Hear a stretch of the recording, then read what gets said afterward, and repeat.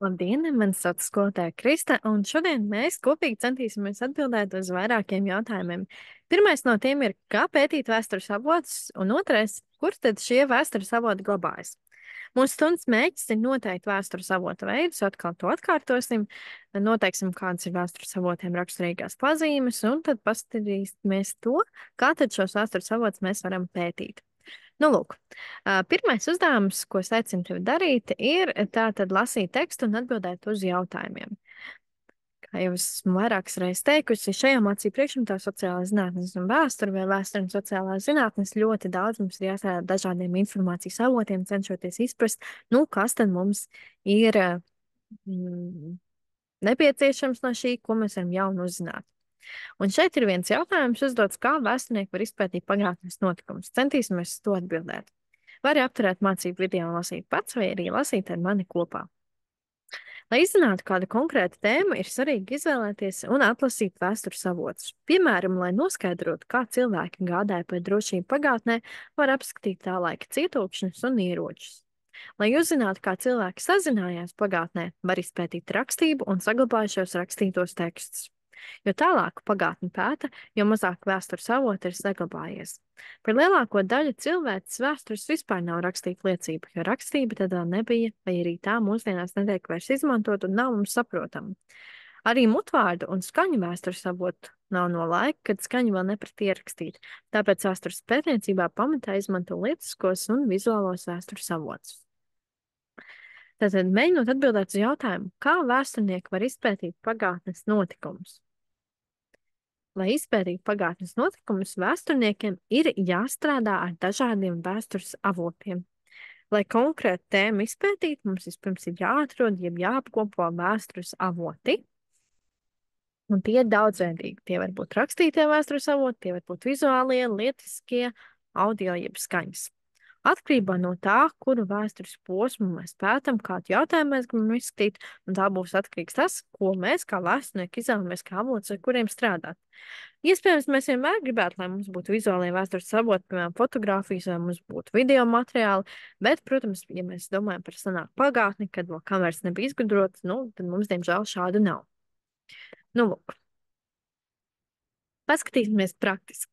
Šeit redz 4 attēlus. Turaidas pils Turaidas muzeja rezervātā, bruņinieku aprūkojums Bavārijas Nacionālajā muzejā Minhenē, Vācijā un zīmogs Rīgas vēstures kuģniecības muzejā un ģitāras akadēmijas galerijā Florencē, Itālijā. Nu, lūk. Te ir arī 3 jautājumi. Kā cilvēki gādāja par drošību viduslaikos, kādos apstākļos dzīvoja cilvēki viduslaikos un ko cilvēki prata darīt viduslaikos? Nosaki, kuru avotu izmantot, lai atbildētu uz katru no jautājumiem. Iedomājos, ka tu esi vēsturnieks un tev ir doti šie 3 jautājumi, kuriem jāatrod atbilde. Kur tu meklēsi šo atbildi? Kurus vēstures avotus izmantos? Nu, piemēram, kā cilvēki gādāja par drošību viduslaikos?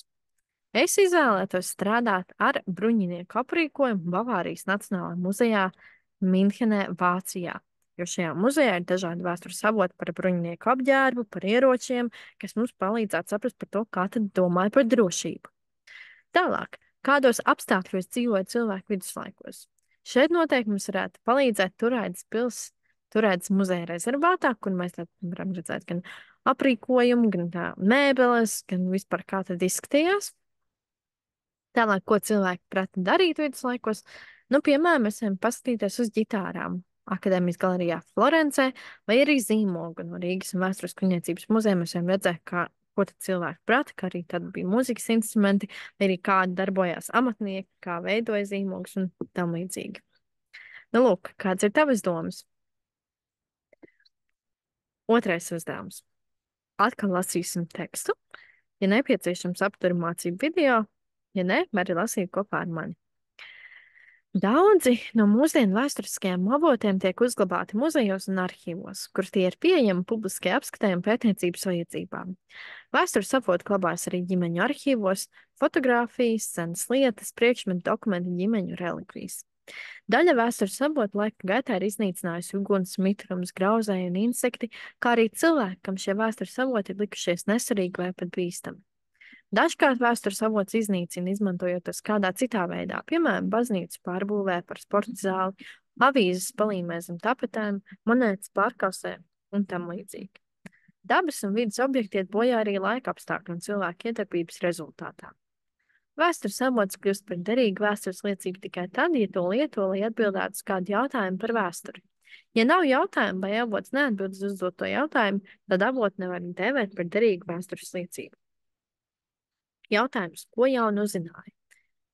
Droši vien, ja tu seko līdz šim tekstam, te bija daudz jautājumu jaunu, ko tu varēji uzzināt.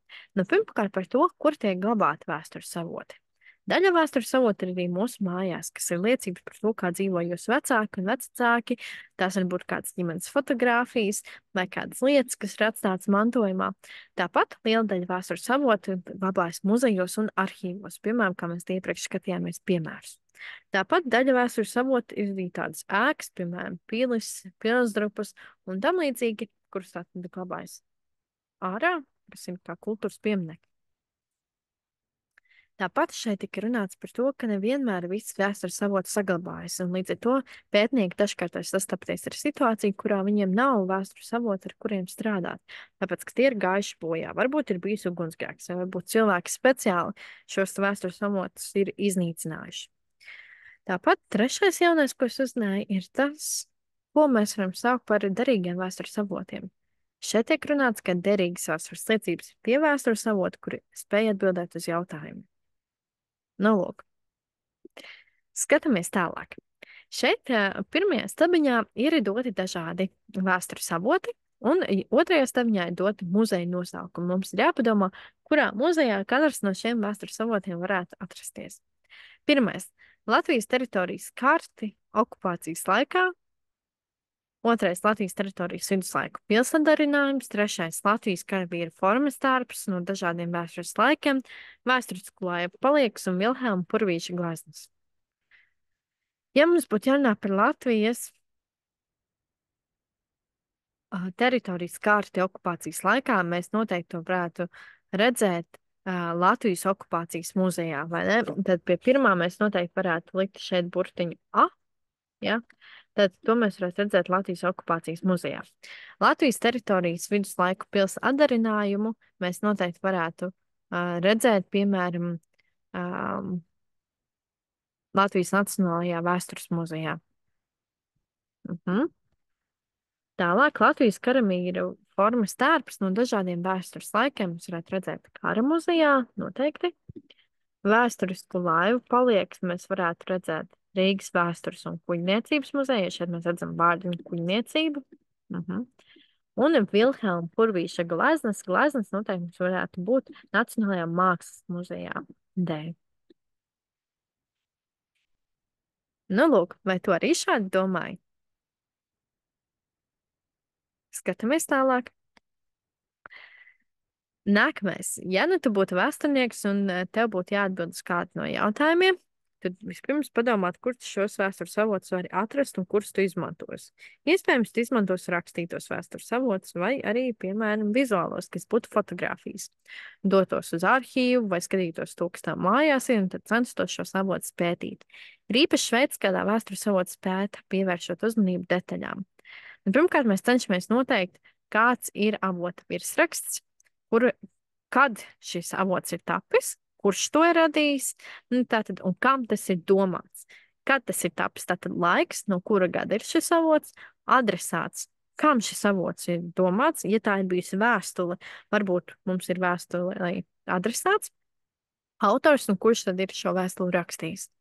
Tālāk, lasot vēstures avotu, mēs cenšamies iekrāsot, saprast faktus. Fakti mums palīdz noteikt, vai vēstures avots ir ticams, vai tā tad tiešām stāsta arī citi vēstures avoti. Tāpat mēs mēģinam pievērst uzmanības gadsimtiem, vietām, notikumiem vai procesiem, cenšamies noteikt vēstures avotu veidu, vai tas ir lietiskais rakstītais vizuālais fono un tā tālāk. Varbūt tā ir fotogrāfija, kurai arī otrā pusē ir kaut kāds apraksts un tam līdzīgi. Mums ir ļoti svarīgi saprast, kurā laikā šis avots ir tapis, ar kādu mērķi ir tapis. Vai es gribu par kaut ko pastāstīt, vai man kāds liek kaut ko rakstīt, vai ne? To mēs arī tad runāsim nākamajās stundās. Mācību izskatīšanas jums jau ir bijis.